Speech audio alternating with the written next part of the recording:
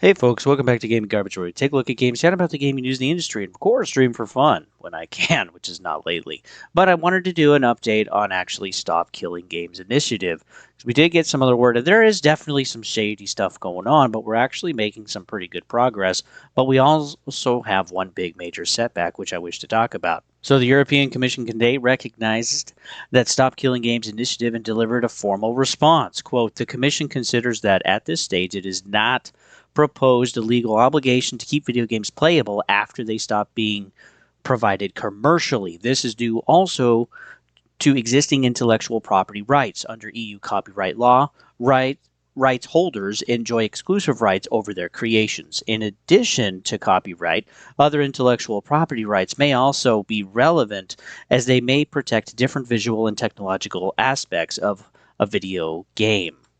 Instead of legislation, the Commission plans to work closely with top video game publishers, which that is the problem, and also basically establish ethical guardrails around live service games, just like, so that the crew situation doesn't happen again, which is really what kind of really kicked this off, was the final nail in the coffin to get this going in the first place. The Commission will initiate an exchange with the video games industry and consumer representatives like Stop Killing Games with the aim to draw up an industry code of conduct, that's those guardrails, on managing video games end of life. Stop Killing Games has responded to EU's answer and plan to take things directly to Parliament.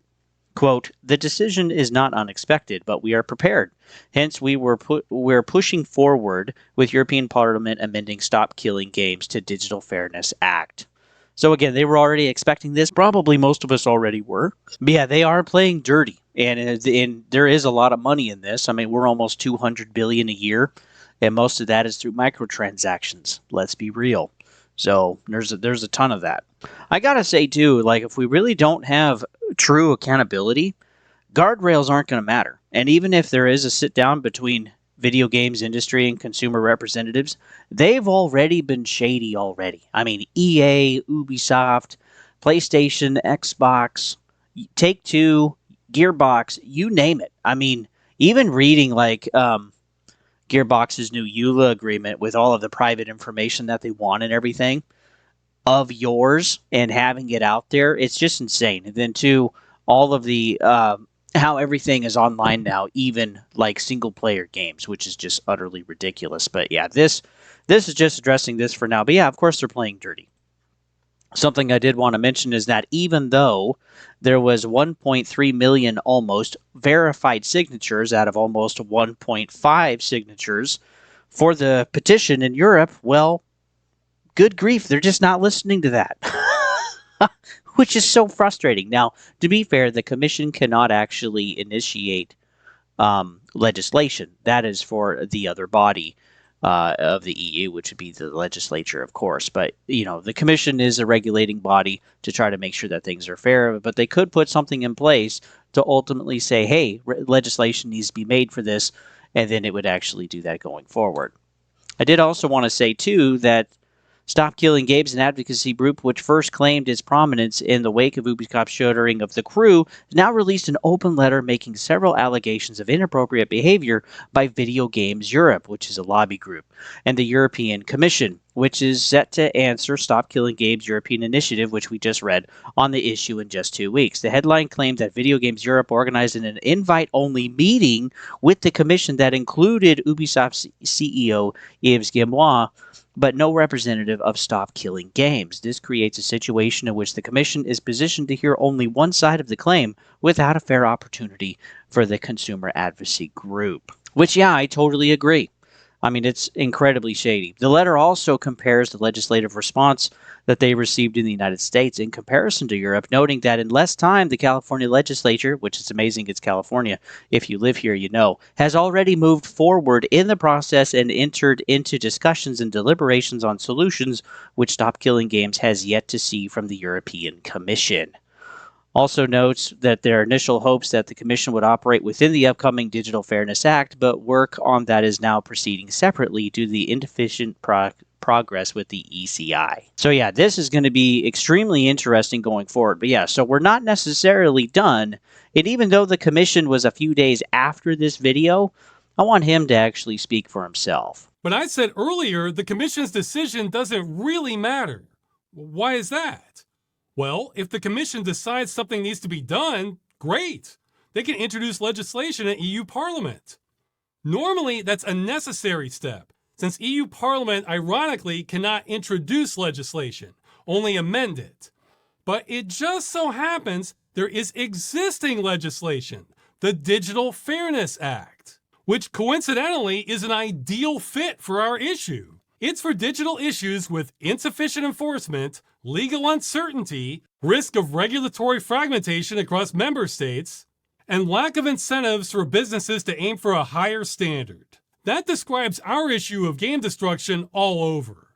Plus, it already targets other aspects of video games. It fits like a glove. And amending that is exactly what's set to happen. Thanks again to Moritz Katzner and his team, we have made serious inroads in Parliament.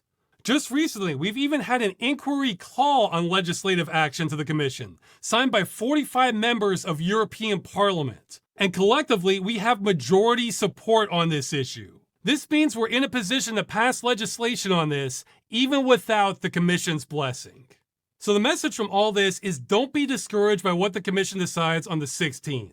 It is no longer the deciding factor in this. The EU legislation should be going through either way. Really, for the trajectory we're on, everything seems to be on course to go through in the EU and in California. So things are looking very, very good. That does sound very good. And while there are some roadblocks, and we knew this was going to be a struggle anyway, ultimately, there's going to be people that, if really nothing becomes of this, let's say in 2 or 3 more years when all of this is said and done, well, people will just continue to withhold their wallet. And I encourage people to actually do that. I mean, if you buy early access, just buy at launch. If you buy the Vault and deluxe editions, just buy the standards. If you buy at launch, just wait until there's a discount or wait a couple of weeks after launch. And discounts actually come pretty quick. And there are also pre-orders that also offer discounts. But yeah, there's ways too to just withhold money or just to stop altogether, kind of pretty much like myself. After Battlefield 6, and then also the disappointment, even further disappointment of Call of Duty with Black Ops 7, I'm just kind of done with the live service thing. I haven't enjoyed the live service trap since 2017, and it has just ballooned into this massive issue. There's been addiction, gambling mechanics in there. There's been other problems with actually owning our games, keeping our content like in Destiny 2 or like The Crew, for example, or others. And just they're fighting us on every single little teeny thing to have complete control over products and services that we actually buy and are part of. And again, the only thing, if they're not willing to have the legislation or law dictate things or listen to it, well, they will listen to withholding money out of our wallet. So thanks for tuning in, guys.